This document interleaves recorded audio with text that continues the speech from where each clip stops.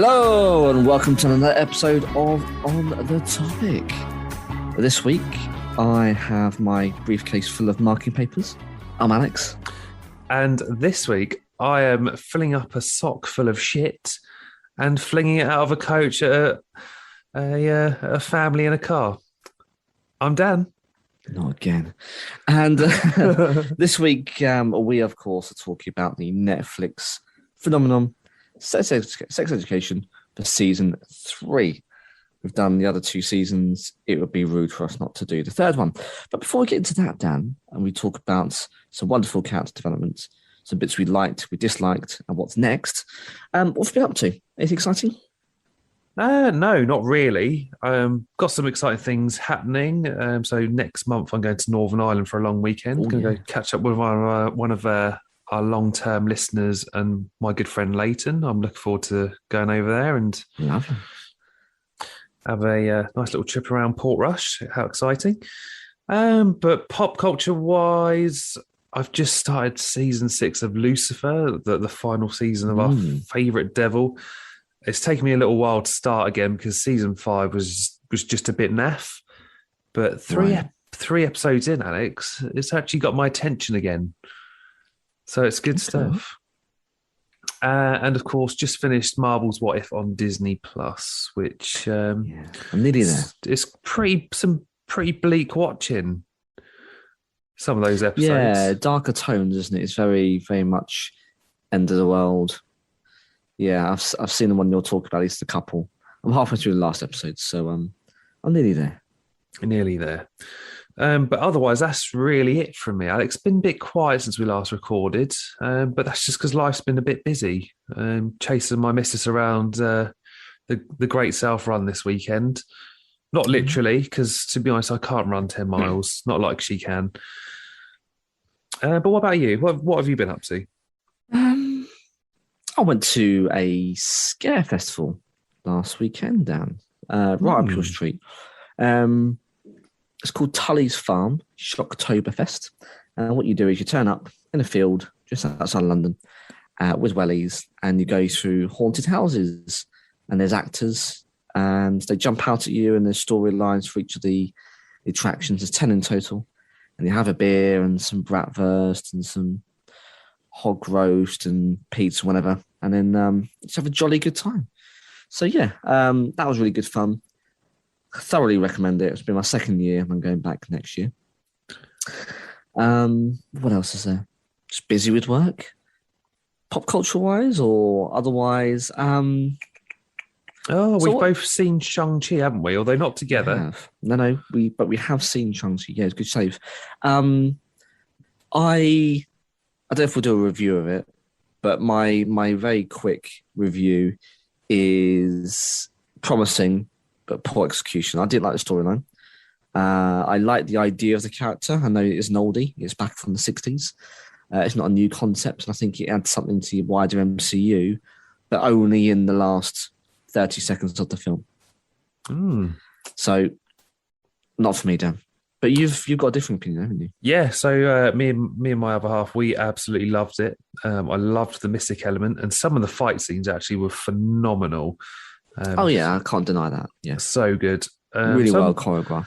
Looking forward to seeing a bit more of the character, so we sort of know a little bit more. Or you've got a theory that you were telling me off air about the rings and how they're linked to the Eternals.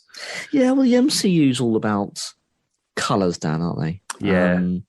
And when Shang-Chi takes the rings off his dad, goes from blue to golden or orangey yellow.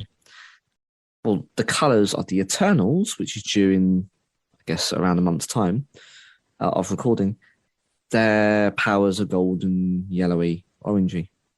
So it looks very much like they kind of share the same power set, or at least a similar background. And then we should probably put in some post-credits, some spoiler alerts, Dan, I guess. It might be too late. Sorry, guys. But anyway, here's a spoiler alert for this episode. So if you haven't seen season 3 of Sex Education, stop now. Go watch it. It's very good. You haven't got many episodes. Was it 9 episodes, Dan? Only 8. 8 episodes. I think that's sort of the average for each season. Yeah. Okay. It's a worthy binge actually if you're going to watch from start to 100%. finish. And I would. So pop this down, put it on pause, make sure you come back, put it on pause, go watch it, and come back for the review and the roundup. But for Shang-Chi, this is also a spoiler alert. Here we go. There it is. We used it a lot recently. I'm loving it. Yeah. So the rings, 10 rings, are millions upon years old, where it's being analysed in the post-credit scenes, of course, at the end of the film. And, well, the Eternals are exactly that. They're very, very old. And one would logically say that the rings are probably as old as the Eternals. So it looks like they might have the same kind of background. So, yeah, I think the two are related. And there'll be something in the Eternals, no doubt, into me a couple of weeks' time. Yeah, good stuff. What else have I seen? I've seen Infinity. That's I think it's a Hulu exclusive, but over here is Amazon Prime. We can get Hulu, but no one watches it. And Amazon snapped it up. It's a Mark Wahlberg action film. And the premise is, it's quite good. The premise, the execution is not quite so good. The premise is that you have past certain people, 200 people, like in the whole of the world, have this ability to be able to retain knowledge of past lives. They get reincarnated. It just so happens that one of these guys wants to die and wants to take the world with it. And the goodies have got to obviously fight the baddies, and it's very, very good. The baddie, Chiwetel Ejiofor, I think I pronounced his name terribly, but he was the baddie, or the goodie in Doctor Strange. Oh, he was Mordo, wasn't he? Mordo, yeah, Baron Mordo. He's the baddie in this film with Wahlberg, and Wahlberg standard, looks good with a gun and a sword. So it's an okay film. It's just a little bit odd in the execution, but hey, it's worth a watch. It's not going to blow your night away, but I think it's worthwhile whiling away 90 odd minutes or so. So there was that. Anything else I've seen? That's probably it, Dan. Yeah, just looking forward to. We need to get to cinema actually, don't we? For No Time to Die. Yes, we do. Maybe still dodging spoilers like Bond dodges bullets. So he does it very well. Maybe next week. Yeah, let's do it. Book something in. But yeah, we haven't seen that yet, so I'm looking forward to that. Probably do a review because it's Craig's last outing. But yeah, it's been busy. Not all the stuff that we both like, but nonetheless, you've got to pay the bills. So here we are. Yeah, so I guess we should probably dive into season 3 of Sex Ed. And if people will go listen, we reviewed seasons 1 and 2, I believe, just before COVID hit. So that is out there. It is. And I'll put a link in the description below. Actually, more on the description below and how to vote in just a little while. Something interesting for you guys to get involved in. But Dan, if people haven't come across sex education before, should we give them a bit of a breakdown of the previous 2 seasons? Yeah, go for it. So, in the first series, Otis Milburn sets up a sex therapy clinic with Maeve. A bit of an odd combination. Maeve doesn't have many friends, and they come across one another. I think she overhears him. Anyway, to help students of Moordale High, this high school, with their sexual problems. Now, their business, because it does become business, they get money. They charge money for the advice. The business becomes a success, but conflict arises when Otis finds himself becoming attractive to Maeve. It's the first series. The second series, so the students then arrive back and are challenging the status quo at Moordale, including Ola, who becomes Otis's first girlfriend. Now, Eric then helps his former bully, Adam, come to terms with his own sexuality. And Jean his mother, becomes the school's resident sex therapist as chlamydia outbreaks across the teens and the school. And there's other topical issues. Now it ends up with a very, very good season finale. I think the best so far, in my opinion. Not to give anything away, my opinions of this one, but I don't think you can beat it. Very good season finale of the second series to where we are now. The third season, a new school year, Dan. Where do we find our plucky students and our heroes and heroines this time around? Well, let's start with episode 1. So it's a new term at Moordale Secondary School, and we've welcomed Hope Haddon as the new head teacher. Because, of course, poor Mr. Groff, he's been, he's been booed out. That's it. Yes. You're out of a job. Goodbye. But that's what you get, Dan, for leaking notes of the sex therapist and photocopying around the school, don't you? GDPR. What can we say? Yeah, 100%. I mean, I don't think it's quite acknowledged as that in sex ed, but that's pretty much it takes more it, the moral standpoint. But yeah, he's done something very, very naughty, and he gets found out. Fair play. Yeah. That's karma for you. But Hope, she's coming in, and she's promising to get the school back on track. And of course, Otis, well, he's having casual sex with what they call one of the untouchables. Yes, Ruby, and it's a bit of a secret. But of course, it's by accident they discover the sex king who's giving out fraudulent sex advice in the abandoned toilets. Yeah, he's a dodgy geezer, isn't he? He is. Yeah, he looks the part, and he deals drugs as well. So he's quite an unsavory character. Yeah, you won't be getting sex advice from this guy. No. Elsewhere, we've got a pregnant Jean who is promoting a book about her experiences teaching sex education at Moordale, but she's struggling to tell Jakob that she's pregnant. And of course, there's a scene where she drives up to the house. She's getting ready to go and tell him, and then she freaks out and drives off. Yeah, drives off.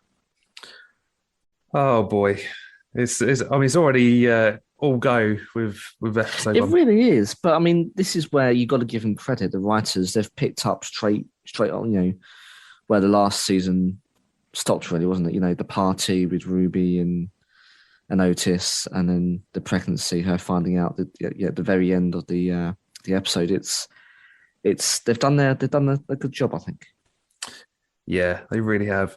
Then you got Eric and Adam. They decide to take their relationship public, and although Adam's got his problems with people making fun of his sexuality, he's trying to embrace it. But of course, you sort of see those struggles. But we'll talk about Adam a little bit more later. Mr. Groff, well, he's living with his rich, shallow brother, who is a complete douche. Who's he played by, Alex?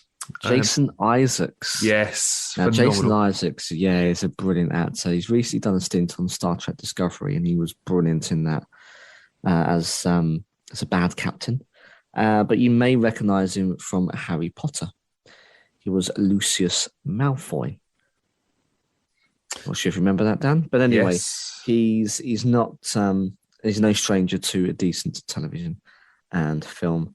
And he ends up this season as the douche brother. Well, Mr. Groff, he's busy trying to obtain another teaching job. Now, elsewhere, whilst conducting a television interview, Hope is interrupted by a naked student who has just decided to run around campus in a panic after having his clothes mistakenly confiscated. Otis and Maeve confront Kyle, who is the sex king, who they discover. And Miss Sands is encouraging Maeve to apply to study to study in the States. They want to pack her off to America so she can get a good education, because she's a smart, savvy young lady. She is.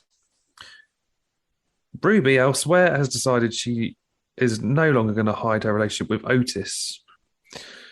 But Otis is also tipping off Hope about the sex clinic, and Hope, she decides she's going to get those abandoned toilets demolished.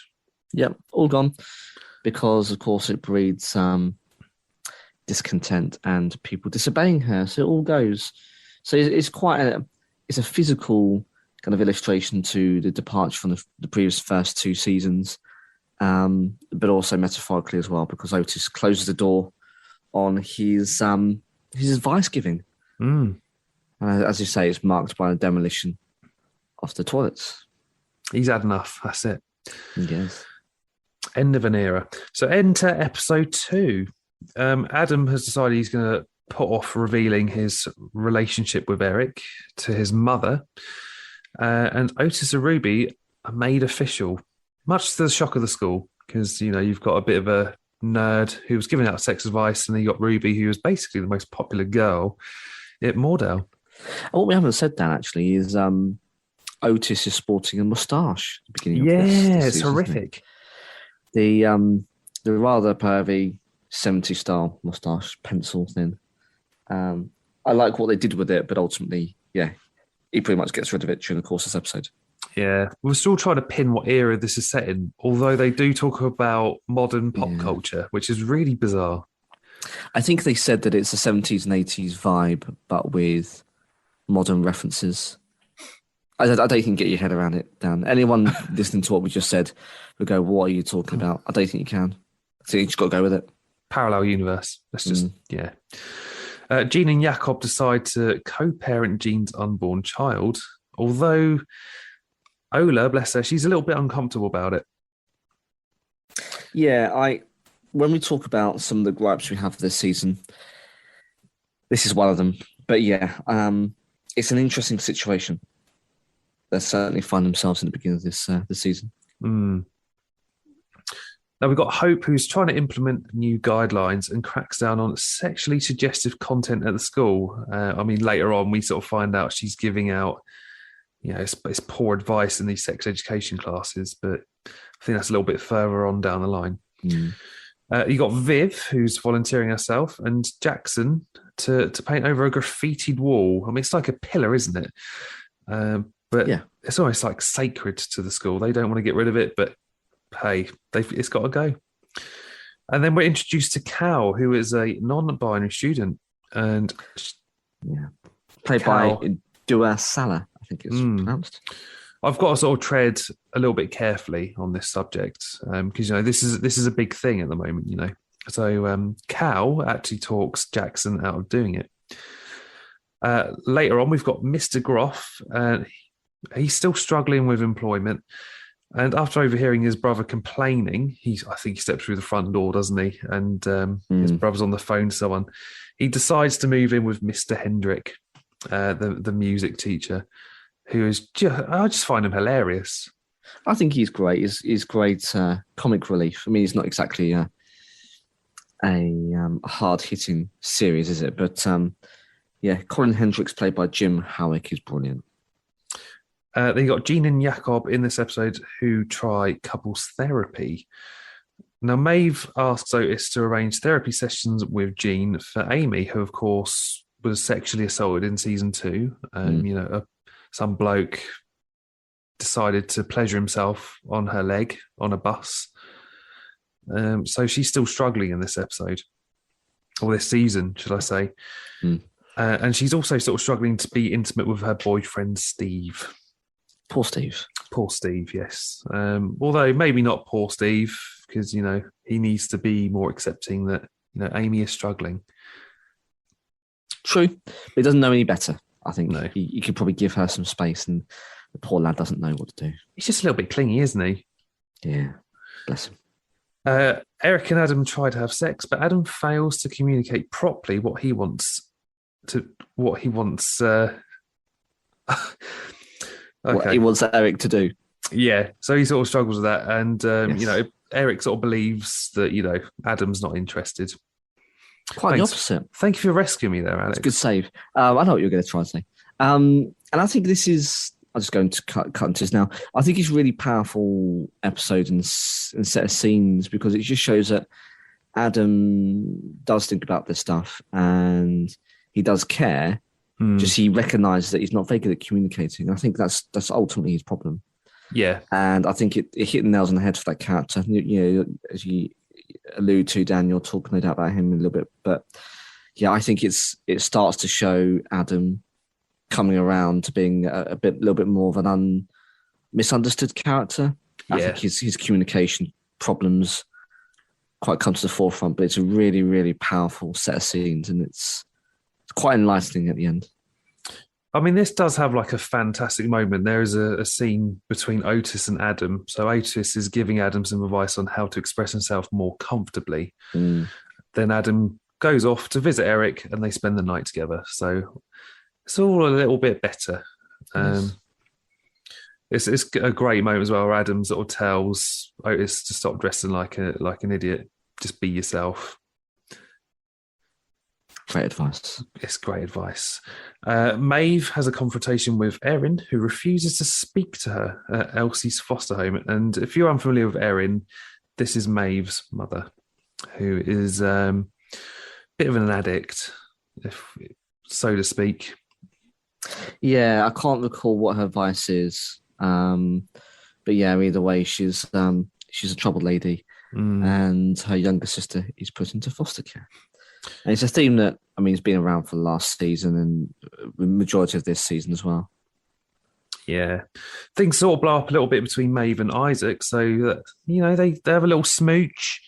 And then he decides through the guilt that he deleted Otis's voice message, and he has to reveal what was actually said by Otis. To which point, Maeve's feeling a little bit betrayed, and that's it. She's off. So that's it for the evening.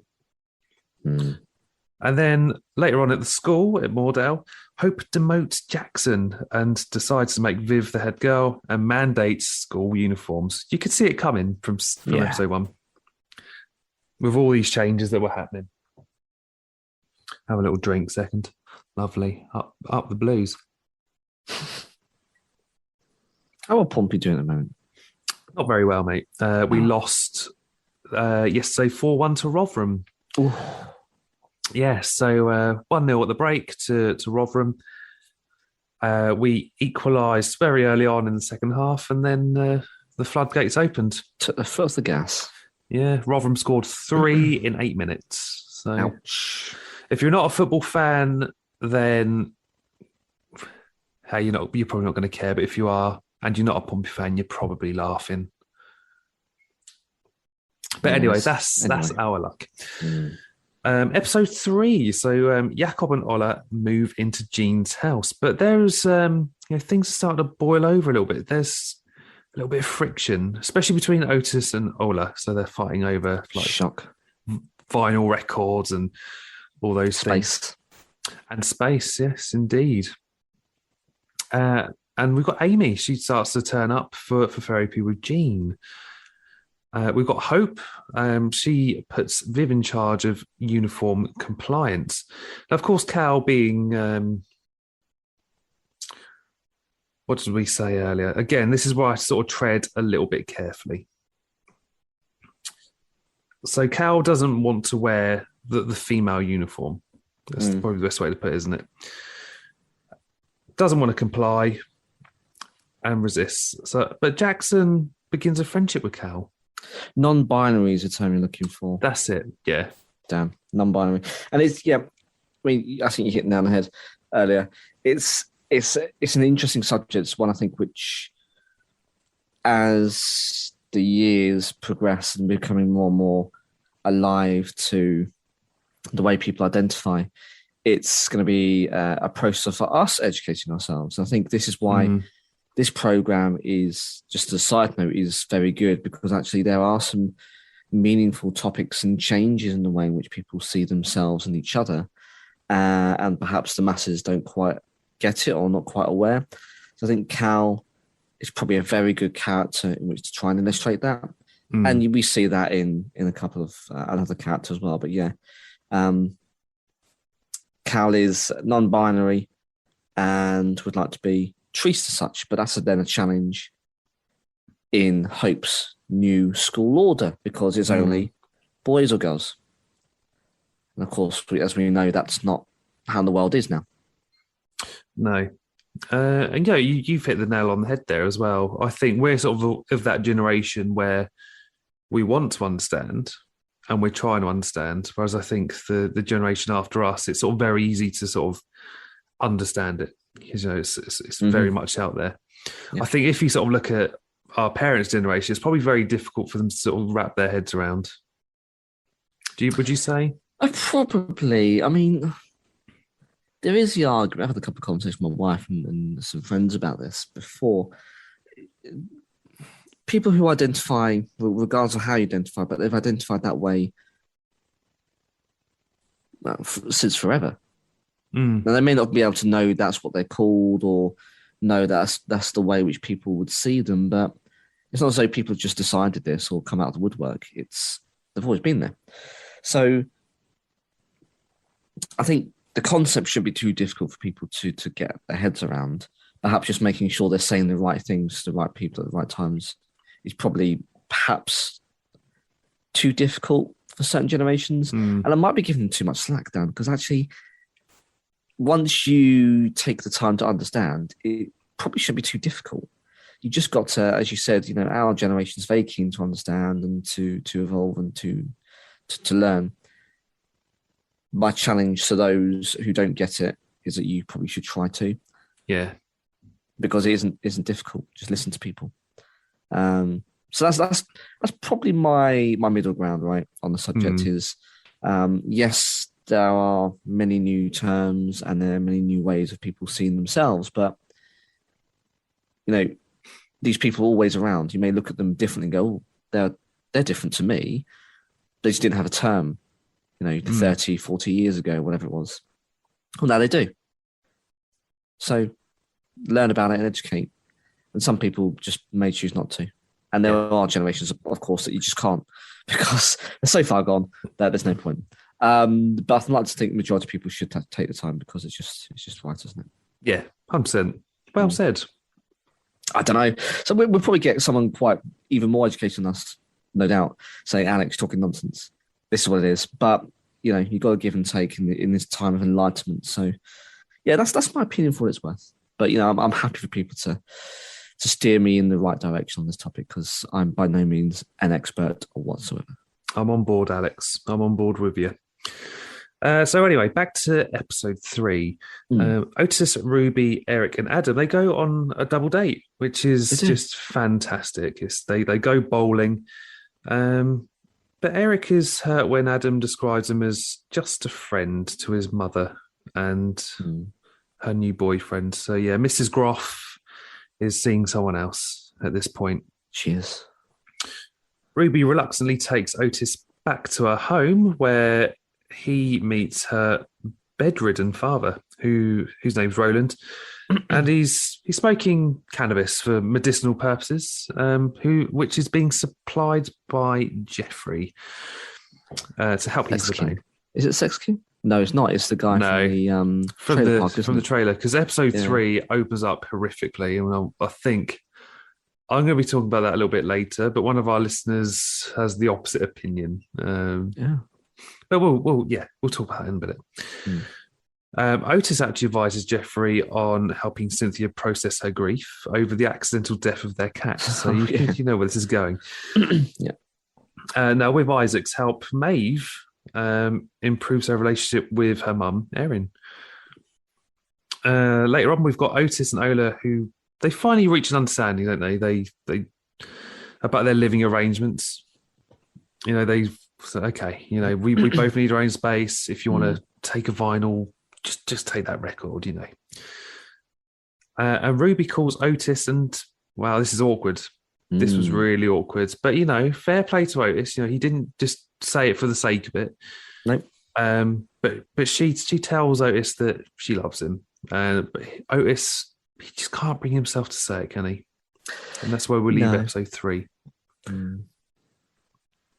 Very awkward, but sort of delivered quite well. But on that though, Dan, I think I'm probably with you in as much as I think he did the right thing. Probably not the best way of dealing with it, but if you didn't feel it, you shouldn't say it because it's quite a powerful term to use. I think people probably don't appreciate just what it can do and what it can mean. And I think it's handled awfully from Ruby's perspective, but I think Otis did the right thing.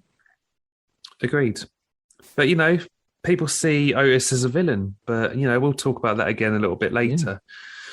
Yeah. Oh, there was an article that I saw last week and I was fuming reading it, Alex. Fuming. Absolutely seething. Episode 4. So Ruby is just dodging all of Otis's attempts to try and talk to her about things. Maeve, elsewhere, has decided she's going to submit her application to study in the United States. We've got Jean and Jakob, who are continuing their couples therapy, but Jakob, he's very sceptical about its usefulness. He's very sort of cynical about things, isn't he? I do like Jakob. Yeah, I do. I don't know how to describe him, though, Dan. He's almost no nonsense, but he's got a very soft, calm demeanor around him. The character. It's very black and white. Yeah, He just doesn't want to be sort of messed around. I think he just wants it for what it is. He doesn't look for that help. He thinks he can sort of take it on himself. Would you say? yeah, I probably think that's fair. We've got Lily, who is Ola's girlfriend.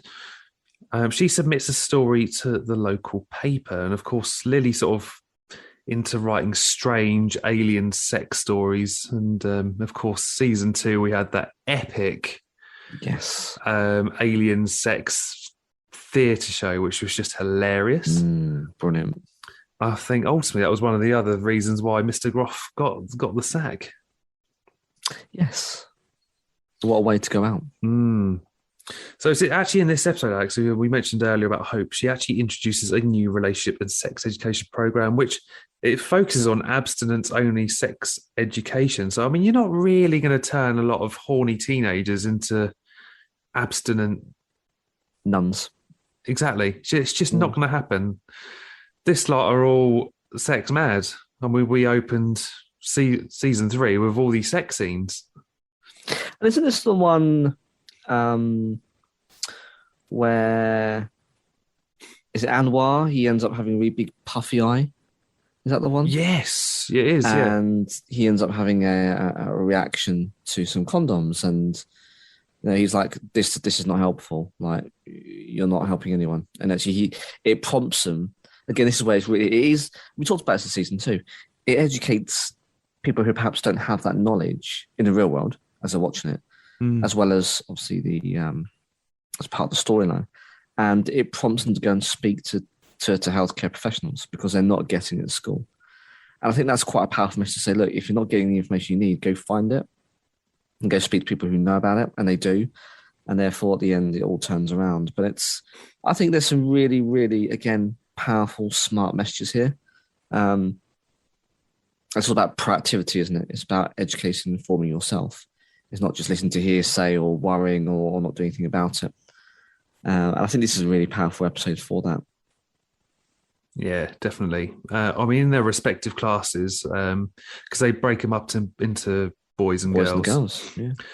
Both in their respective classes, Otis and Maeve are actually protesting about the information that's being supplied. And of course, they're sent out of their classes because this is what Hope is telling the teachers to do. And I just think it's a little bit like, it's just it's poor. Yeah. It's like a dictatorship, isn't it? The way it's portrayed. Yeah. With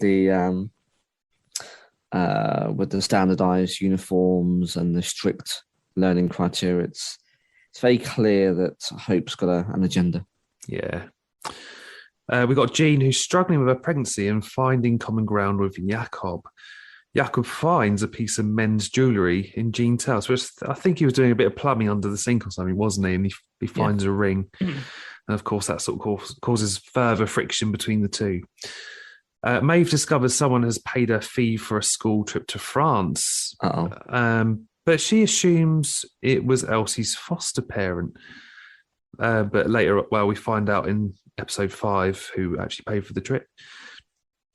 Mr. and Mrs. Groff bump into each other at the supermarket. This is awkward. Mrs. Groff encourages Mr. Groff to contact Adam, but of course he takes it the wrong way and thinks that they might be trying to get back together. Awkward. Yeah, you can see his little heartbreak. Yeah. I think this is where you really start to kind of, I did anyway, start feeling something for that character. Yeah. Because, he is an arsehole in the first 2 seasons, and you see him down and out at this point, played by Alistair Petrie. Very, very great, very good actor. And you see him very vulnerable, and when he meets his wife, it's... there's a look of potential hope, I guess, in his face. Of course, we all know what's happened, but he doesn't, and he misinterprets Maureen's intentions. Yeah. Bless him. Elsewhere, you got Maeve. She decides to have a dinner date with Isaac after they patch things up, and of course, they have another smoochy. Yeah, I don't get that. We'll talk about that in a bit, but I just don't get that. Yeah, Not especially not with not the smooching, but just the change in her behaviour. I yeah. don't understand that. Everything else fine, but yeah, we'll get to that in a bit. And then, of course, Otis admits that he does not love Ruby, so she breaks up with him. But do you know what? Fair play. Again, I can't see why Otis has been villainized for, telling someone how he actually feels. Sorry, I don't get it. But again, we'll talk about that beef a little bit later on. On to episode 5, and this was probably my favourite episode of the lot, to be honest. I mean, Really? Yeah. Probably is a fair shout. Bit of a bold statement. So we've got Eric. He's traveling with his family to Nigeria for a wedding, while the rest of the sixth form class visit a battlefield of the Battle of the Somme in France. Indeed. And of course, Jackson and Cal, they decide to take some drugs, don't they? They get on the old magic mushrooms. Oh, yeah. Eric's mother asks him not to draw attention to himself. So, of course, being a gay man in Nigeria, it's not going to go down well. And of course, there are some really genuine, quite tense scenes later on where I thought, oh shit, is something going to happen to him? But, thank God, nothing does. Otis tries unsuccessfully to apologise to Ruby. So he's trying to attempt to, talk to them. And, of course, the Untouchables keep pushing him back. It's like, he doesn't want to talk to you. Get out of here. Whatever. Jean runs into Hope at the hospital where they have a terse conversation about sex education at Moordale. And of course, this is the trip where Amy reveals to Maeve that she got her mother to pay for Maeve's trip. And of course, this causes an opening rift because Maeve is very proud. She doesn't want things to be paid for her or given to her on a platter. But do you know what? Sometimes you just have to accept it. Yeah, sometimes you've got to take the gift for what it is. And of course, after taking their magic mushrooms, Alex, Jackson and Cal are both hallucinating on the school bus, creating a chain reaction that results in Raheem causing a car crash. Of course, this is Poogate, isn't it? Yeah, Dan. Let's just put ourselves in a situation, just for a second. You're on a moving coach full of your peers, and you've nature's got to take its course. Look, we're not strangers to putting the tone of this podcast down, but I won't do it on this episode. But nonetheless, nature's got to take its course. You cause a blockage. Now, option 1, would you flush it, hope for the best, and then decide, you know what, I'm going to go and sit back in my seat and forget and just pretend it wasn't me? Option 2, would you, I don't know, sit in there and keep the door locked until you get to the other destination and then run out and hope no one sees you? Or option 3, would you block the toilet, take off your sock, put said dump in sock and chuck out the window? Which option would you go with, do you think? I'd probably go for option 1. It's not quite flushed. It's a bit stinky, but hey, do you know what? Is anyone really going to notice me going back to my seat? No one's really going to care because they're all busy. I think I'll do the sneaky, right? Sit back in your seat. Someone says, oh, that was you. So, well, prove it. So, yeah, I would do. But no, Raheem, of course, does option 3. I don't know quite what possesses someone to reach into the toilet and do that, but he does. Yeah. Of course, then it results in a car crash. I don't know why you'd shove it into a sock either. Well, I guess you... Well, yeah, I mean, the damage is done when you're in the water. It's not exactly watertight as a sock. I guess he doesn't want to physically touch. I don't know, Dan. It's making me feel gross just talking out loud. He doesn't want to touch it, I guess. So, yeah. But, I mean, your hand's in the freaking toilet water. Yeah. Damage is kind of already done. It's kind of gross as well because you've got the windscreen wiper going and just smudging poo everywhere. But, I mean, if you really want to know what it wasn't actual poo or any sort of animal feces. It was actually chocolate mousse. Oh, this is straight from behind the scenes? Yeah, from behind the scenes, it was chocolate mousse, just to confirm, but it still looks awful. I don't think I ever thought it was real human feces, Dan, but I'm glad. And glad no feces were harmed in the making of that scene. It's so grim, isn't it? It is gross. It's absolutely gross. But again, there's a shock moment, and it then leads to Otis and Maeve being stranded. Yeah, I mean, before all this, they all get lined up, and Adam takes the blame for Raheem because they're going around, they're checking to see who's got a missing sock, but then everyone starts saying, "Oh, it was me, it was me." It was like one of those glorious moments. And you say that it leaves Otis and Maeve stranded. But elsewhere, back in the UK, Jean and Jakob run into an ex of Jean's, which is really awkward. And Jakob admits he doesn't trust Jean, and he actually suggests a paternity test for the child. He does. Well, back in France, Otis and Maeve, they confess their feelings for each other, and they're a little kiss. A little smoochy smooch. A little smoochy. And Maeve tells Otis she needs time to process her thoughts. But of course, the bus turns back up, rescues them. And you can see all the students, they know what's going on. They know what's happened. And then we end the season back in Moordale. We do. Episode 6, we've got Maeve, who's accepted into the program in the States. But the school have decided that they actually can't provide the funding. Bastards. And then you've got Lily, whose sex story, should we say, was published. But this causes more bad press for Moordale, which, of course, has pissed Hope off even more. Now, she's being pressured by the investors and the school board for results. So she decides she's going to pull up Cal, Lily, and Adam in front of the school and put signs on them. And decides that she's going to decides to suspend Raheem when he tries to protest. Yeah, it is a shock moment, isn't it? Because it's quite unjust. And she picks on, obviously, these characters for all of the obvious and painful reasons.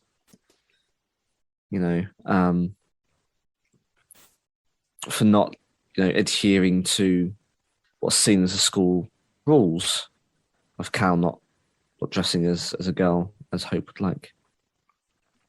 Lily writing these silly stories, which of course is her identity, is what she relates to. Yeah. And then Adam for being apparently unclean, which I think is more deeper. I read it more deeper as an insult than probably I should do. But even though, so he scratches his nuts and sniffs it. I mean, it's just... That's just Adam, isn't it? It is a bit odd. But I think it's very, very harsh. And of course, they're up on stage and no one's laughing at this point. Everyone's shocked. And it just sets a tone, doesn't it, of where that school, that place which is supposed to be safe and a place of enjoyment, no longer is from this point on. May finds out that Erin has kidnapped Elsie from the foster home and obviously goes searching for her little sister. But when Otis and Isaac compete with each other to help Maeve, she actually throws them both out.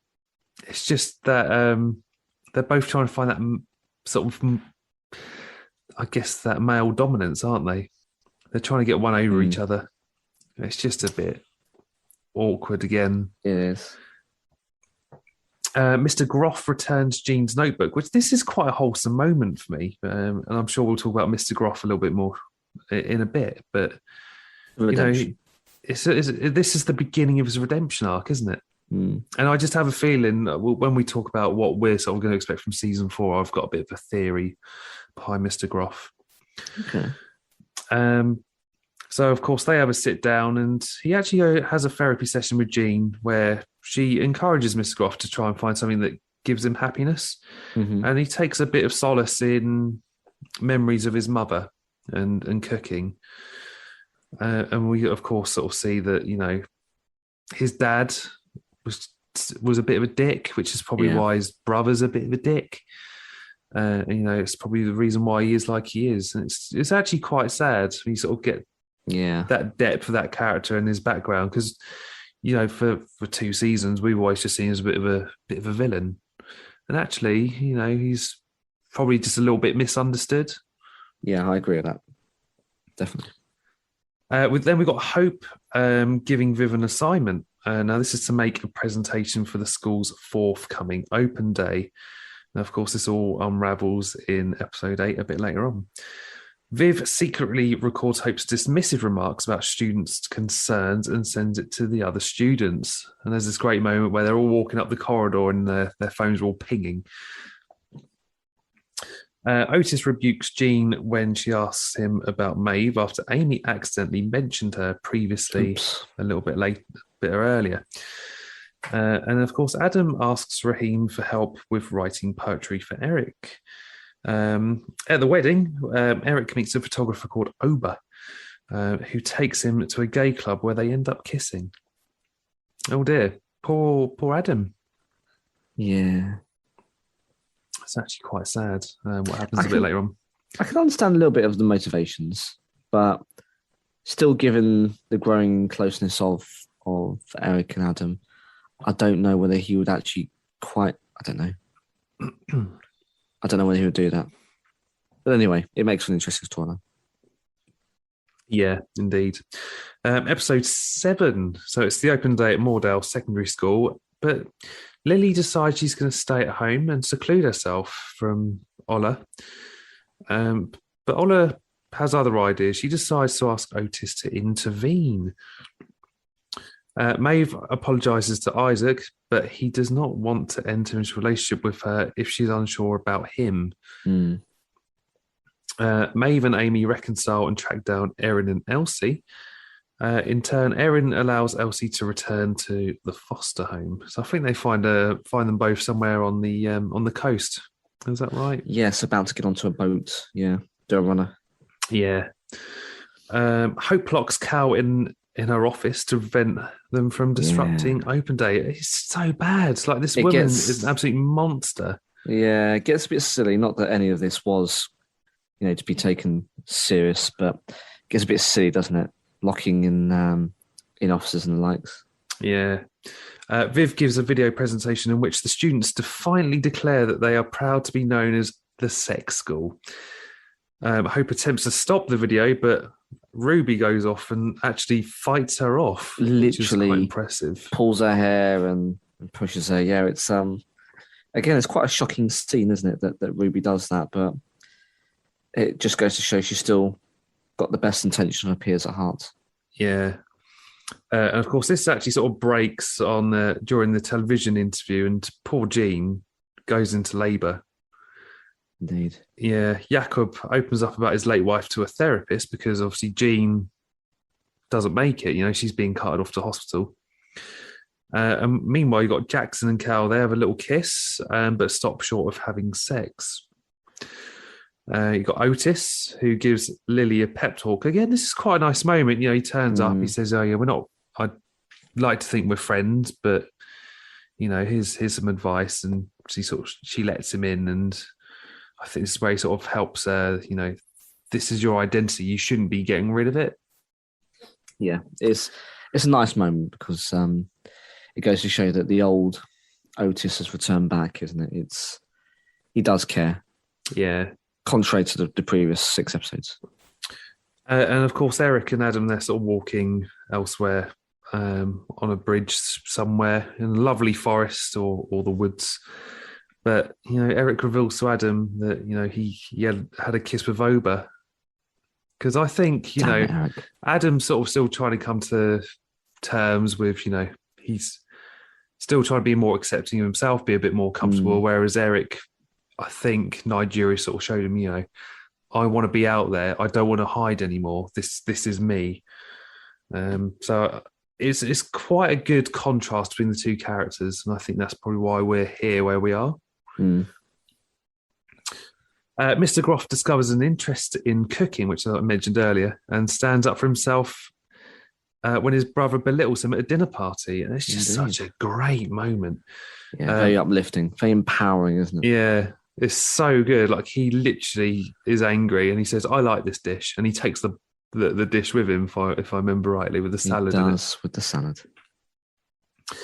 He goes off and opens up to Mrs. Groff, and they decide they're going to sleep together. So Mrs. Groff bins off this new love interest, and she's back with Mr. Groff, or so we think. Just for the night. Just for the night. Mrs. Groff obviously likes this new Mr. Groff. And of course, at the hospital, Jean gives birth to a girl, but suffers a hemorrhage. It's quite gruesome, actually. Quite graphic.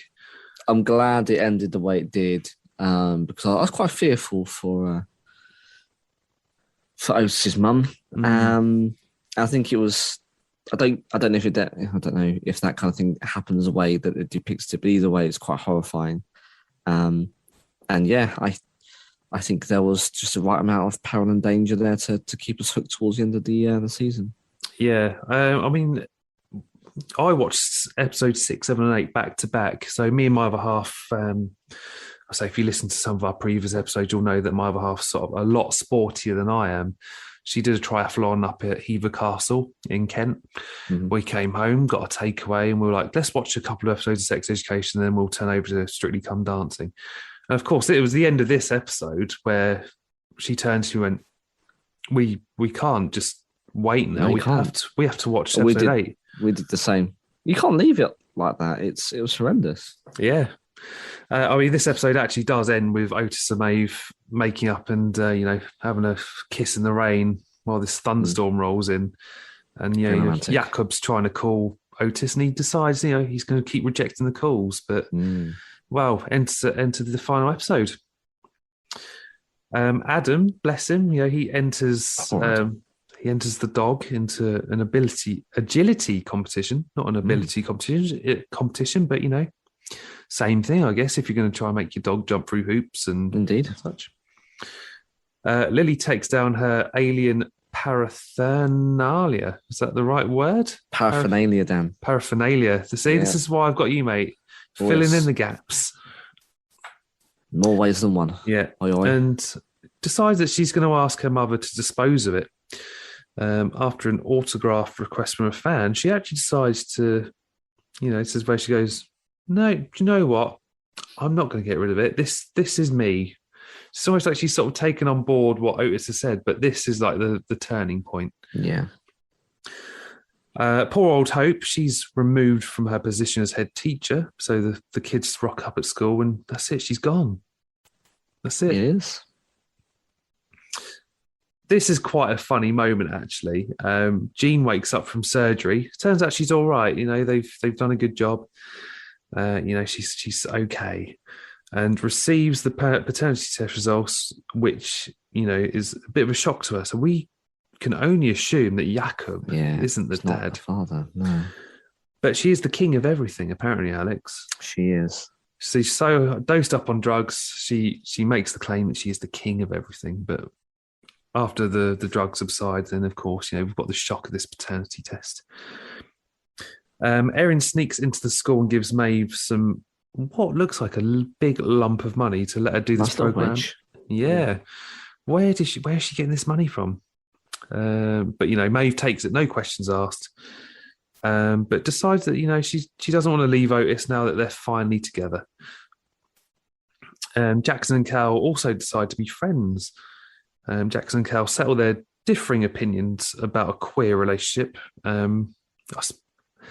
That might not be the right term. I think they do. I think Cal says a couple of episodes before, you do realise that if we end up being together, you'll be in a queer relationship.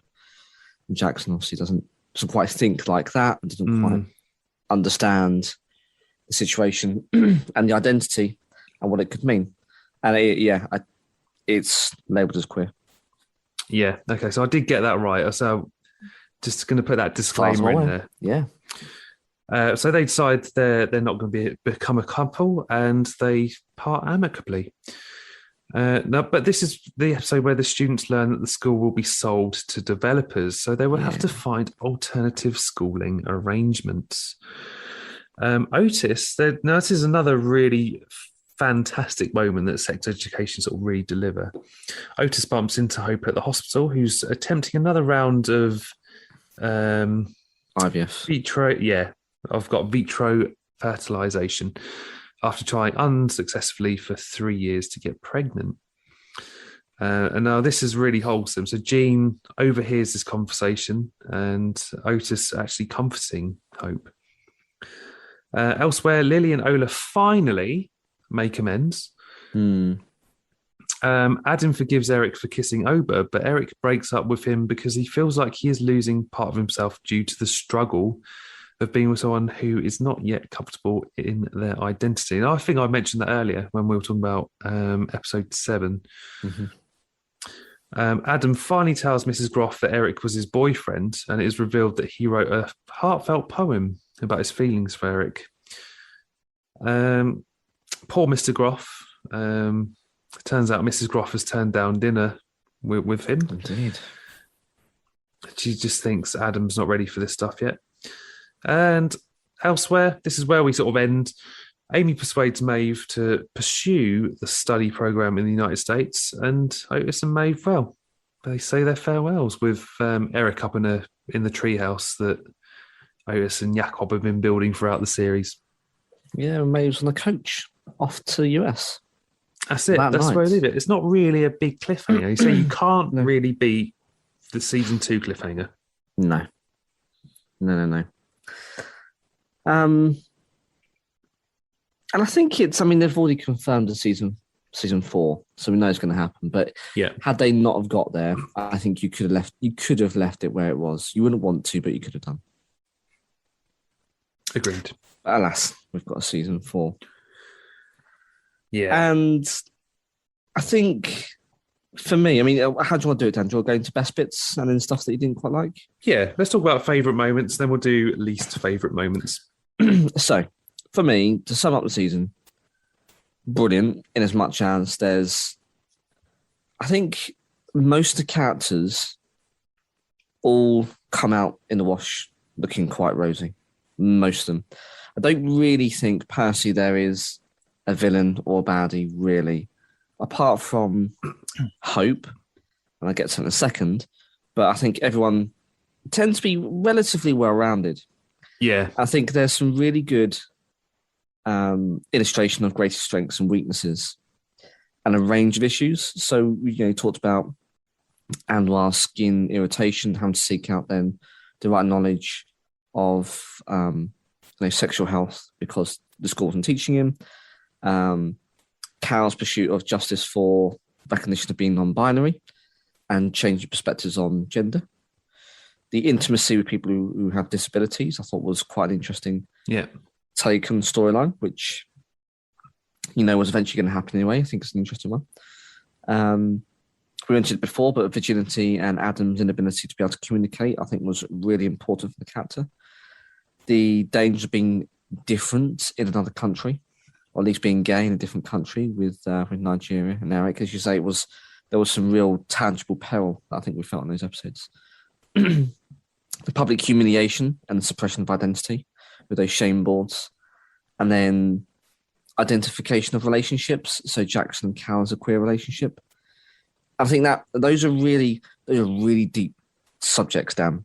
And no one is really well equipped to kind of understand them in depth. But I think they touched upon perhaps some themes people perhaps hadn't considered or thought that they might come across in that setting. Yeah. I think ultimately it comes down to, for me, a season of misunderstood heroes with not a lot of little villains. I think the only real villain was Hope.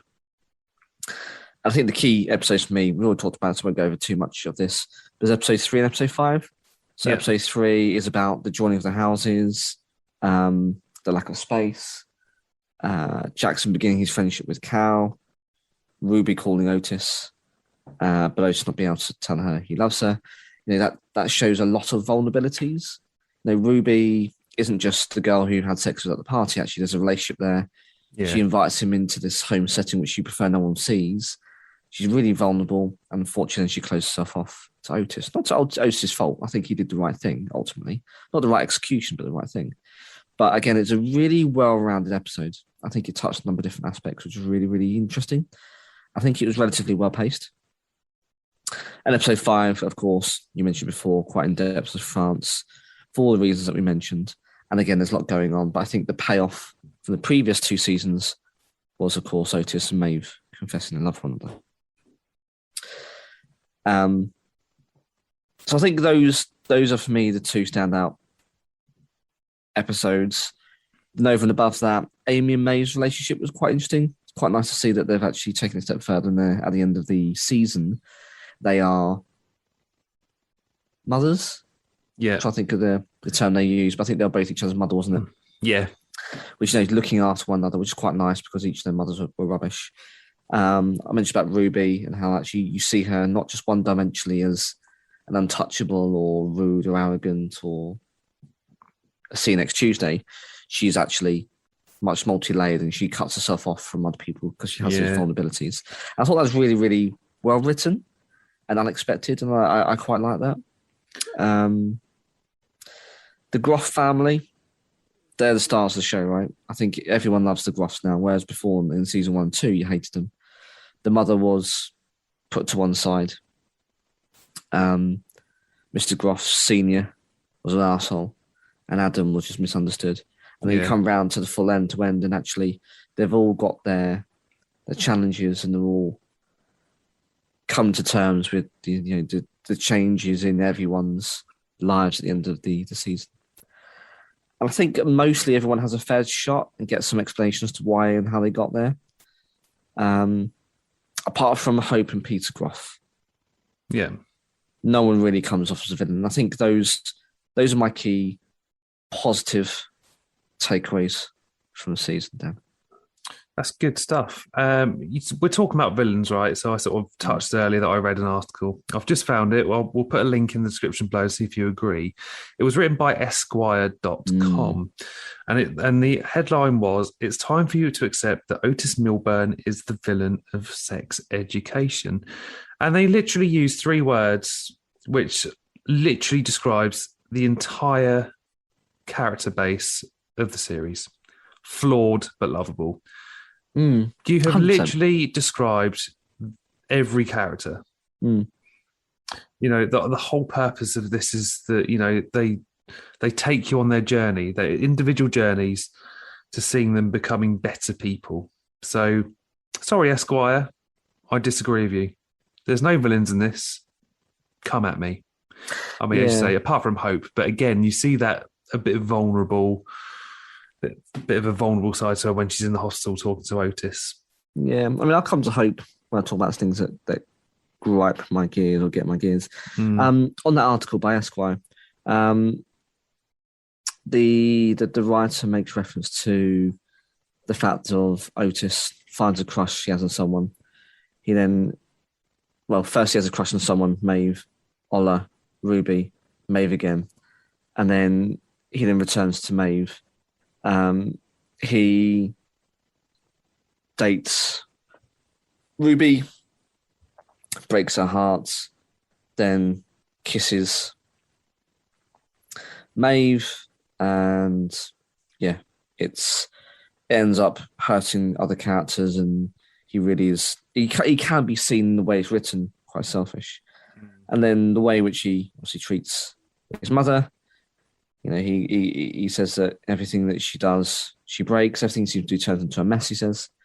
And he closes himself off from the clinic and from helping other people. And I don't see it as that. I actually see him as being quite selfish as a character. Yeah. But ultimately doing the wrong things to make himself feel better. He couldn't have Maeve. He got hurt. She seemingly ignored his voice message. So he's moved on. He's gone to Ruby. Yeah, I don't think he did anything wrong, as I say, with telling Ruby he didn't love her. Wasn't the great way of handling it. And then obviously they reconciled in France, and Maeve and Otis got together. And he's a teenager, so to speak. The actor's in mid-20s, late 20s, which is a funny concept when you talk about them being at least 10, 15 years younger. But anyway, he's a teenager. So he's going to be a bit of a dick towards his mum. So I don't think it is all as Esquire make out it to be. So no. 100%. I don't think he is. But we do have a poll. So if you go onto Anchor, or we'll do a poll, I guess, on social media as well, Dan. We can talk about it in the next couple of episodes. But we want you to tell us, do you think Otis was a villain of Sex Education Season 3? Very simple. Yes, he was. Well, no, it's not. We've got a closing date, I think, of 5th or 6th November, bonfire night in the UK. So plenty of time from the time of going live to vote. But a vote is a meaningful one, really important, one of the most divisive since Brexit. And we all know how powerful that was in the or painful, should I say, as that was in the UK. So every vote counts. But was he a villain, or did he play it by the book? We want to hear from you. But anyway, that's enough about villains for the moment. Dan, what are your favourite bits of this? So, I mean, you've sort of like fleshed out with some like wholesome stuff, but I've picked out 2 personal favourite moments. So episode 5, Poogate. It literally, as funny as it was, like me and my other half sat there, we were just in absolute stitches at this poo hitting the car and, you know, near accident. But look, it's more about Adam, you know. Yeah. He comes forward and shoulders the blame for Raheem, and everyone else joins in. It's quite a nice moment. And of course, episode 7 with Mr. Groff standing up to his brother Peter, and it's just a liberating moment. Yeah. But I mean, if we want to talk about least favourite moments, so maybe this is me talking as a cat owner. Episode 3, the opening sequence. Jeffrey, who's played by English comedian Joe Wilkinson, him and Cynthia, you know, they're getting on and they're banging. They are literally banging. Like this caravan is rocking backwards and forwards to the point that the microwave falls on the cat. Splat. Yeah.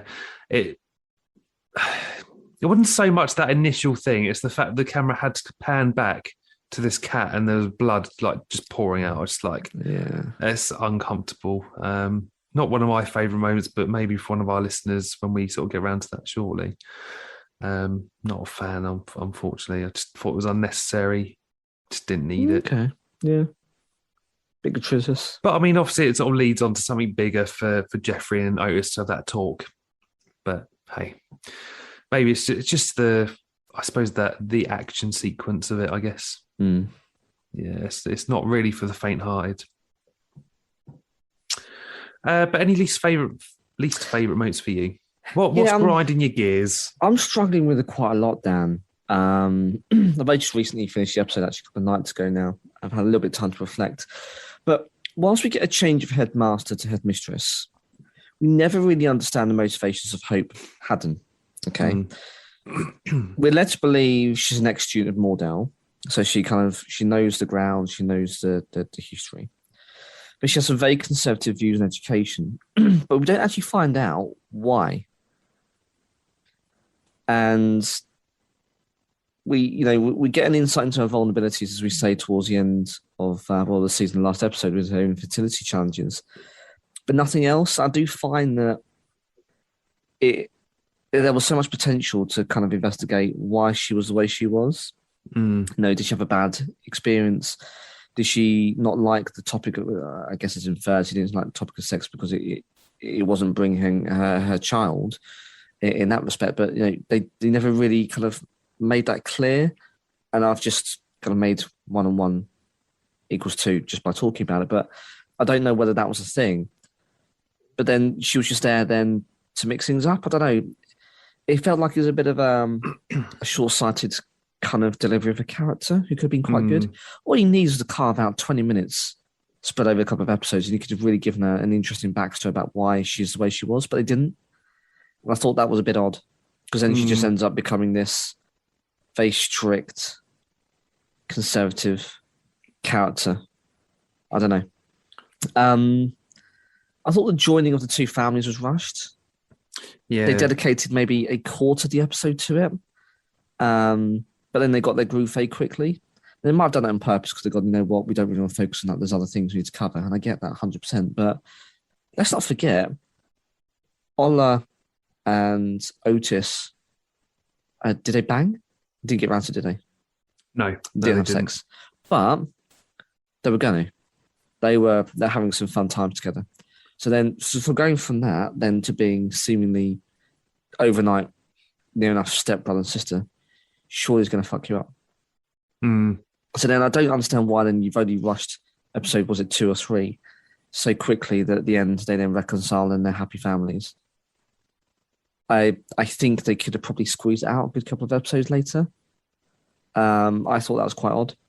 Very strong characters. They're all strong characters, actually. I didn't get Maeve's handling of the revelation of season 2 finale. We talked about it as the episodes. Yeah. You know, she found out the voicemail was deleted. She got upset, then she went back to Isaac.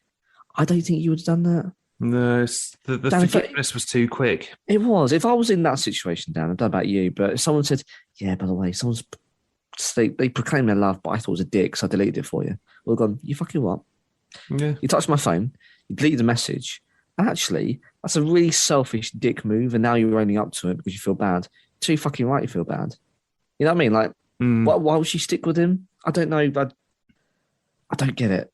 Just because of Maeve's moral compass, I thought that was quite clear.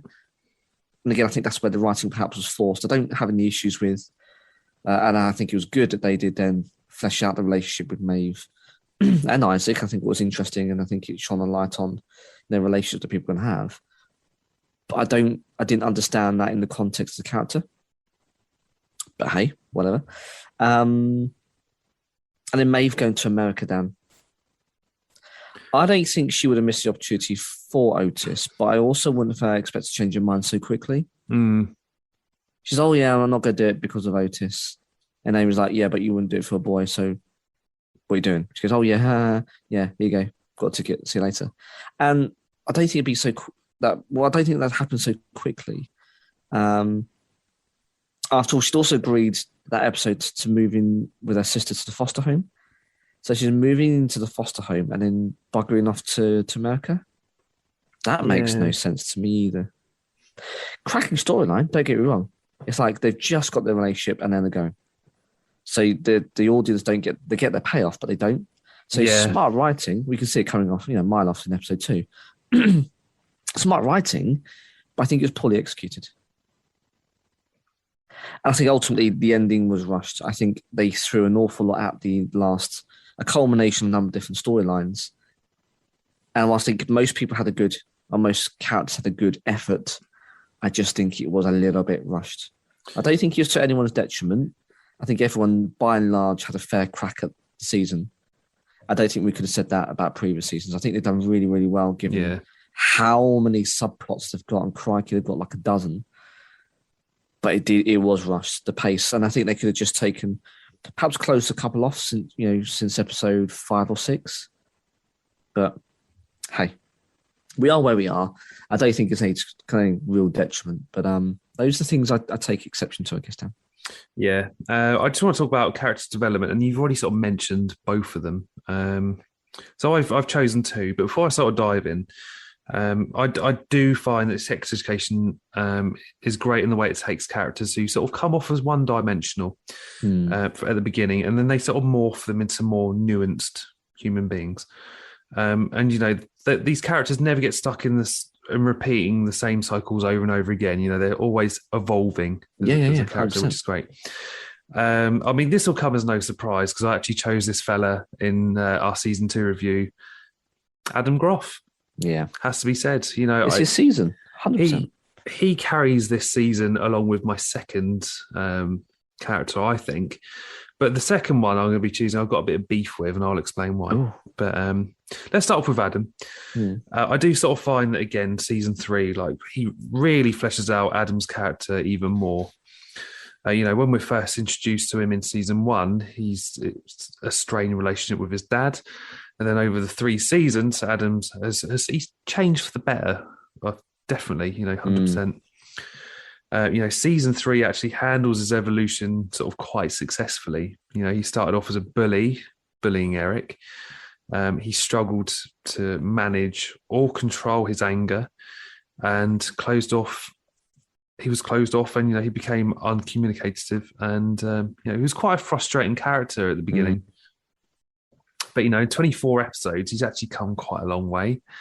He's now a character you find yourself sort of rooting for. You want the best for him. And, Eric has sort of helped him on that exploration of his identity and sexuality. And, that's helped him change and grow as a person. And, of course, season 3 really takes care in showing off his softer side. He's shedding his past persona and he's willing to learn from others and those around him. But also to his betterment as well. He takes extra classes, doesn't he, with English to try and learn how to write, and I think that just goes to show that he wants to do better. Yeah, I mean, the writers could literally have just shoehorned Adam, into the antagonist bully role for the entire show run, but they haven't. No. It's just it's too easy. You want to see that character evolve and grow. It showcased different sides of him, so much that you want what's best for him, but also empathizing with his struggles. He sort of becomes quite a relatable character at times, I think. Adam probably has the biggest breakthrough in season 3. He shows Eric, himself, and us as the audience that he does have the capacity to love and be loved. He started off his journey as closed off and quite an angry character. And although he's not really a villain, we are living his redemption arc, very much so. Yeah. And it's not rushed. We explore different layers of his character thoroughly and thoughtfully, giving Adam meaningful and interesting relationships, such as Eric and Raheem, that shape him in a good way. Adam is always evolving, learning, understanding, and communicating in the best way he can. So his growth since season 1 has made him probably one of the best characters of the show. Yeah, agreed. So on to my second one. This is a little bit of a left field, but this is where I've got beef. Yeah. It's Ruby Matthews. Yeah. Again, she started off as a bit of a background character, a bit one-dimensional, but actually season 3's brought her forward. And, we see a bit more depth. We sort of explore her a little bit more.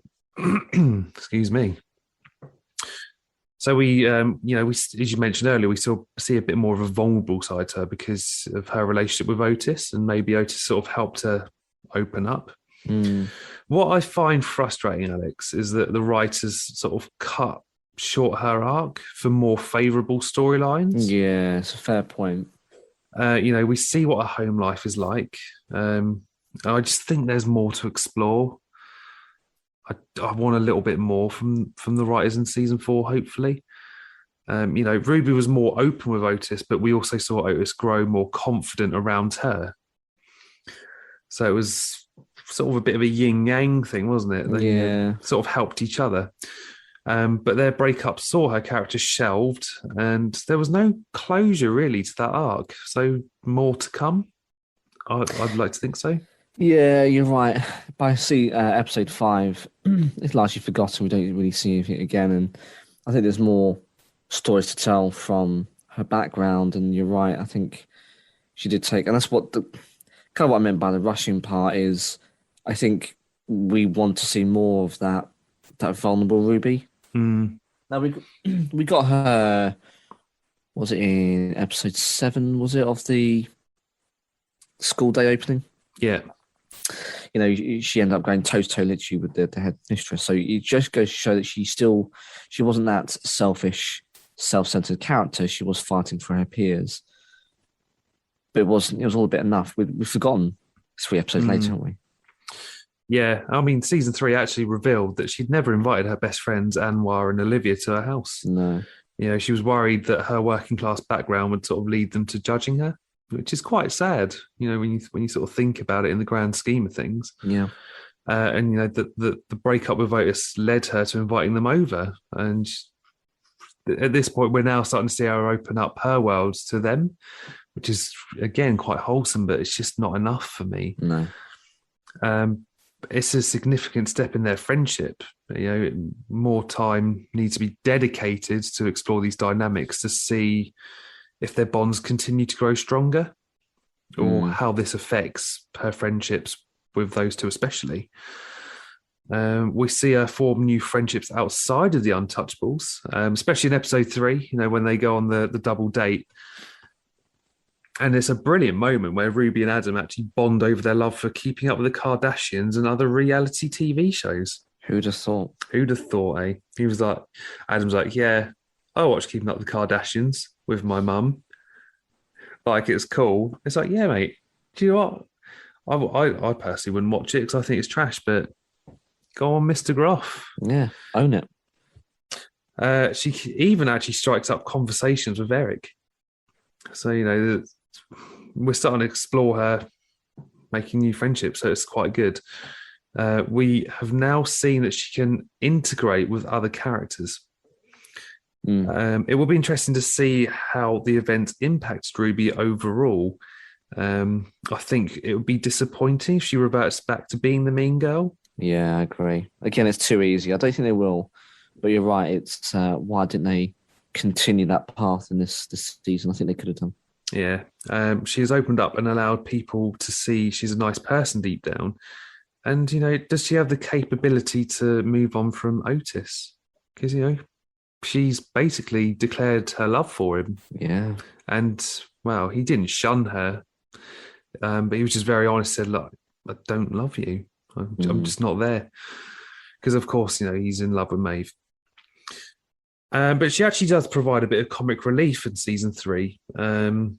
She can be harsh and she can overstep the mark with some comments. But, the writers actually injected some humour into her character, such as her reaction to the birthing video or checking to see if she had broken any nails in the bus crash in Poogate. It would be harsh to reduce her back to a supporting character again in season 4, especially, she's now starting to break out in season 3. Yeah, I agree. And you know what? Sort of looking at social media, fans are now interested in her, even dividing loyal Otis May fans into thinking that Ruby and Otis were probably a better couple. We've seen her vulnerable side. She's just protecting herself. But the writers do need to give her a bit of a happy ending. Yeah. She's a justice that she deserves, I think. Yeah. So that's my favourite character developments. But let's maybe talk a little bit about what we want from season 4. Any theories? Anything you want to see, Alex? Well, it's going to be interesting because we assume students on Moordale have got to find alternative means to educating. So who's going to do it and where? That's going to be an interesting one. I have a question, Dan. Do you think that Otis would end up going and visiting Maeve in the US? And do you think that would make for a nice interlude or spin-off? So whilst we're waiting between season 3 and 4, do a short, say 2 or 3 episodes, and this is what I'm pitching now to Netflix here. We're in front of the writer's table. I think they should do I'm going to put on the table, or lay it all out. I think they should do a spin-off where Otis goes to visit Maeve in the US. 2 or 3 episodes. He follows her. What do you reckon? I don't know if I'm interested, but then I think if it did hit Netflix, I'd probably go, yeah, do you know what? I probably would watch it. I just think that it's too easy to go over the course, I assume, of a couple of months. She then comes back and she's a different person, or she's had relationships and Otis hasn't, or it's this or it's that. That's too easy to fall into. I think get it out of the way, do a spin-off, show us what's happened, and then you can then hit season 4, hitting the ground running with some kind of direction to the relationship. I just think they're going to be dragging it out again. I don't know if that's what people want. And then I think the family would have obviously moved on as we return back to Moordale. So how that look for the Milburns in the idyllic house in the Welsh countryside. Got a baby. You got Jacob Ola there. How's it going to look? Fast forward 6, 9 months, whatever. So I think there's some interesting ways and directions which it can go to. I'm just thinking that spin-off can save us an awful lot of heartache and probably halfway through season 4, which we don't want really. Give us a spin-off. Let's get out of the way and let's move on. Yeah, okay. I probably could jump on board. Yeah. You going to back me? Yeah, I will back you. Good. That's all I need, Dan. That's all I want in life. Partners in crime, mate. Can't let you go alone. Ride or die. But I mean, that's why I think. Anything over and above that for you, Dan? I want to see season 4 reintroduce Mr. Groff and Adam together again because, we're starting to get that redemption arc with Mr. Groff. And I certainly think that, this will help him understand Adam a little bit more. Yeah. He doesn't want to be like his father. And can he be a more supportive father to Adam? And can what he's learned in season 3 help Adam sort of finally come full circle and complete that arc? That'd be lovely. I think that's what I want to see. And, as I sort of mentioned about Ruby, I just want a little bit more depth to her character. Mm. And, we touched on Hope, didn't we? She's still a little bit one-dimensional. Yeah. Can we revisit that character again in season 4 and flesh her out? And do we care enough though, Dan? That's the question. I do. Okay. It's just, I don't want her to be just a villain. We sort of mentioned there isn't really any villains in Sex Education. I want to know why Hope is like she is and what makes her tick. Mm-hmm. Can we get a little bit more on that? And I think there probably will be room for that in 8 episodes in season 4. But do the writers want it? That's what I'm struggling to see. But I think that's what I would like to see from season 4 anyway. Okay. But what's the listeners say? What's their roundup of the season? Did we get any hits on the socials? We did. So first up, we got Adam. He said the cat scene at the start of episode 3. I shouldn't have laughed so much. I replied to him on Instagram. I said, "Oh, that was horrific. You're a monster."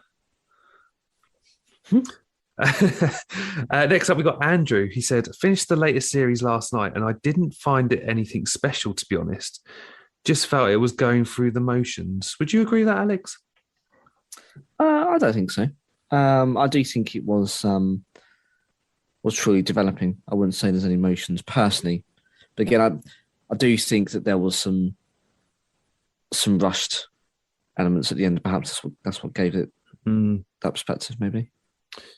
Yeah, I don't think probably had quite the same magic as seasons 1 and 2, but then I think agreed. This series was sort of tying up some loose ends while sort of exploring a few other things. I know you say you're getting more subplots, which are going to lead into season 4, but I think really this was sort of tying up some of the bits in season 2 and probably got a little bit muddled, but hey, I'm not complaining. I still enjoyed it. I'm still trying to figure out why I love Sex Education so much. I tell this to anyone that I try to pitch it to. It's like, you need to watch Sex Education. It's amazing. But you can't say why, though, can you? It's an interesting one. And then finally, we've got Sov on Twitter. He says, you're seeing all possible sides of all characters. You can't dislike anyone outright, as the writers show you a side of them of which you discover their vulnerability, their humanity, a huge skill which is difficult to execute as well as consistently as they do. And I think we sort of touched on that a few times in this episode. Yeah. We've got our beefs, but hey, overall, I think, Sov's got it spot on, really. Yeah, I agree. 100%. It's a good shout. But I guess that wraps up for our review of season 3. But we want your thoughts to keep coming in because we will discuss them in future episodes. We can and we will, yeah. And we will obviously put our contact details in towards the end. But what we got coming up, Alex? What's next for On the Topic? Good question. So in no particular order, as I mentioned before, we have got Bond, No Time to Die. We're going to have that review. I think most definitely we've got to finish off the misunderstood villains. And unsung heroes, yeah. And unsung heroes. I think that's going to be a good one. I'm halfway through my notes on that one. What else comes to mind, Dan? I think we're going to do another Halloween special this year, aren't we? And hopefully our first face-to-face recording since last year's Halloween episode. Oh, it'd be a good anniversary. Yeah, that one was creepy when I seem to recall. I wasn't quite putting the lights on at night, but I was looking over my shoulder for a good couple of days. That one was creepy. So yeah, we're now getting into Halloween season. So if you haven't seen that one, I'll pop a link in the description below. It's a really good episode. But we want your stories. So if you've got any really creepy stories you want to share, anything that, perhaps you've kept locked up, you haven't told anyone, but now is the time to do it. Get in contact to let us know, because we want your spooky stories to tell. Yeah, this is going to be a good episode. And if you want to get in touch with us, we are on Facebook, Twitter, and Instagram at On The Topic Pod. We've got Gmail, which is On The Topic Podcast at gmail.com. And Alex, we've got a WordPress blog as well, where all the good stuff is. Yeah, all one word. On The Topic Podcast. That's on the topic podcast.wordpress.com. On there's our ugly mugs, our bios, all of the episodes actually you can listen to on WordPress if you haven't got a particular preference for streaming service, and also links to our partner affiliate sites, including Morbid and Mundane, who we are decked out in their garbs. So have a look, scroll around, and have a listen. But that's another way which you can get in contact with us. And of course, and if you follow any of these social media platforms, we have a link to Anchor, where you can leave us a voice message like some of our previous listeners have, and you can be a part of the show. That's it. So get in contact. There's no reason why you can't. We're really keen to hear from you. We are indeed. But for another week, Alex, well, do you know, I'm not going to be throwing any more poo out of a coach. I've been Dan. But I think we've ascertained I'm going to slink back to my seat to pretend it wasn't me. I'm Alex. And we'll see you next time.